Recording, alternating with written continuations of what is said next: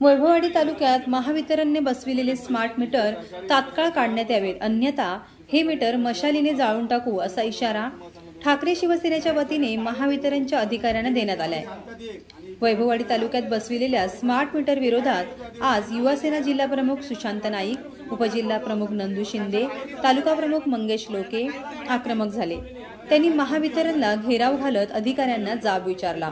ग्राहकांची परवानगी न घेता स्मार्ट मीटर बसविण्यात येतात। या मीटरचे बिल जुन्या मीटरपेक्षा 4 पट येत आहे। यामुळे सर्वसाधारण जनतेची पिळवणूक होत आहे। त्यासाठी जे स्मार्ट मीटर लावण्यात आलेले आहेत ते तात्काळ काढून त्या जागी जुनेच मीटर बसविण्यात यावेत। ज्या ग्राहकांची मीटर बदलण्याची मागणी असेल त्यांचेच मीटर नवीन बसविण्यात यावेत।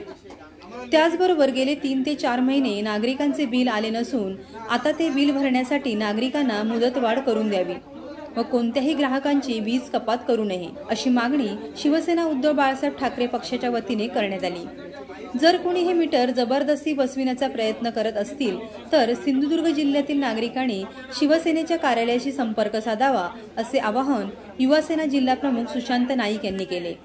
यावेळी उपजिल्हा प्रमुख नंदू शिंदे, तालुका प्रमुख मंगेश लोके, माजी तालुका सभापती लक्ष्मण रावराणे, अल्पसंख्याक तालुका प्रमुख जावेद पाटणकर, विभाग प्रमुख जितू तळेकर, यशवंत गवानकर, युवासेना तालुका प्रमुख रोहित पावसकर, गुलजार काझी, सूर्यकांत परब, अनिल नराम, दीपक पवार, विलास पावसकर, राजेश तावडे, प्रमोद लोके, नितेश शेलार, ओमकार ईश्वलकर आदी ग्रामस्थ मोठ्या संख्येने उपस्थित होते।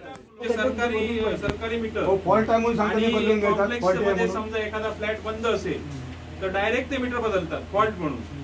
त्याचा फॉल्ट काही नाहीये, ते मीटर बंद आहे। आणि अशा ठिकाणी आता आम्ही ज्या ठिकाणी स्मार्ट मीटर घेतलेत ना साहेब, तुमच्याकडनं बिल यायचं एमएससीबीचं 1000 रुपये जास्तीत आता 3000 5000 रुपये लोकांना भुर्दंड पडतोय आणि हे अदानींच्या घशात जाणार आहेत सगळे काय विषय नाही।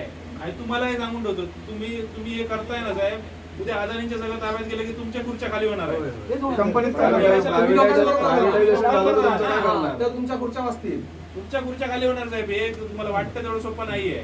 हे अदानी कोणाला ठेवणार, हे सगळं डिजिटल करणार। तुमचा काय विषय आहे ना, रिचार्ज मारल्यानंतर लाईट चालू, तुमचा काय संबंध आहे?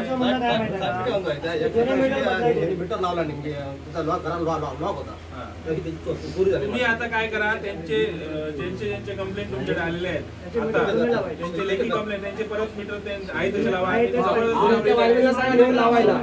जबरदस्ती करून लावलेले आहेत। तुम्ही काय करणार याच्यावर? चांगले मीटर होते बदलले होते मीटर काय त्यांनी ठीक आहे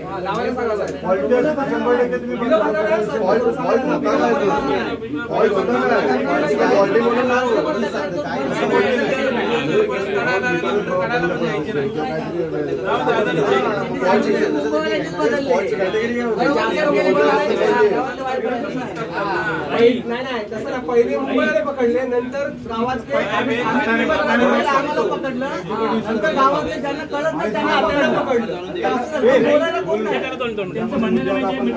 मी आज एमएससीबीच्या या कार्यालयावरती धडक दिलेली आहे।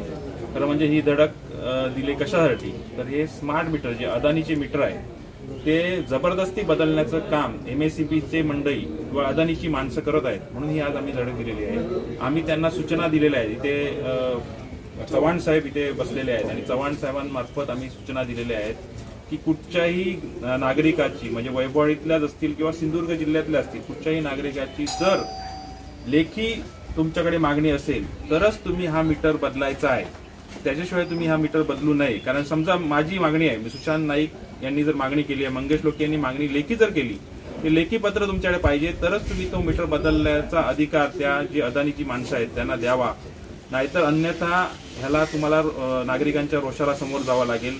अनेक मीटर जे आहेत, कोकणातली मंडळी अशी आहेत की जे आज इथे राहत नाहीत, फक्त घरं त्यांची बंद असतात आणि ते मुंबईला राहतात। अशा लोकांचे जबरदस्ती मीटर या लोकांनी बदललेले आहेत, कारण त्यांची घरं बंद त्यांना मिळालेली होती, त्यामुळे त्यांना जबरदस्ती मीटर बदललेले आहेत। आणि त्यांची आता ते मुंबईवरून जेव्हा येतील तेव्हा त्यांच्या हातात मोठी बिलं, म्हणजे 15-20 हजारची बिलं जेव्हा हातात पडतील तेव्हा त्यांना ती जाग येईल की आमचा हा मीटर अदानीचा मीटर बसलेला आहे। त्यामुळे आम्ही अशा मीटरवाल्यांना पण सांगितलेलं आहे की तुम्ही त्यांची लेखी तक्रार या एमएससीबीच्या मंडळींकडे करावी आणि जो अदानीचा मीटर लावलेला आहे तो तुम्ही आधीचा एमएससीबीचा जो मीटर आहे तो मीटर त्यांना लावून त्यांना द्यावा अशी लेखी आश्वासन आम्हाला MSEBचे अधिकारी देणार आहेत आणि ते आम्ही थोड्या वेळाने घेऊ त्यांच्याकडनं आणि तुमच्याकडे प्रसार माध्यमाकडे सादर करू. खरं म्हणजे असा पण प्रश्न मांडलेला आहे की तुम्ही बघा हे सगळं अदानीच्या ताब्यात जात आहे. पुढे तुमच्या नोकऱ्या सुद्धा या माळी साहेबांची असेल, आम्ही माळी साहेबांशी पण कॉन्टॅक्ट केला, इथल्या चव्हाण साहेबांची कॉन्टॅक्ट, तुमची पण नोकरी धोक्यात आहे, इथल्या वायरमॅनची नोकरी धोक्यात आहे. जेव्हा हे अदानींच्या ताब्यात जाईल तेव्हा तुम्ही काय म्हणून तुमच्या नोकरीला ठेवणार आहेत तुम्हाला हे. त्यामुळे तुम्ही ह्याच्यावरती नागरिकांवरती जबरदस्ती कुठची करू नका. आणि मला सगळ्यांना म्हणजे आव्हान आम्हाला करायचं आहे, सगळ्या लोकांना असतील, वैभवडीतल्या नागरिकांना असेल, की तुम्ही हा स्मार्ट मीटर लावून घेऊ नका. ह्याचं तिप्पट चौपट बिल येत आहे. त्यामुळे तुम्ही हा स्मार्ट मीटर लावायचं, तुम्ही जर कोणी तुमच्याकडे दारात आलं आणि जो तो बदलायचा प्रयत्न करत असेल तर तुम्ही लावून घेऊ नका. तसं आम्हाला नागरिकांना आवाहन करायचं आहे सिंधुदुर्गातल्या.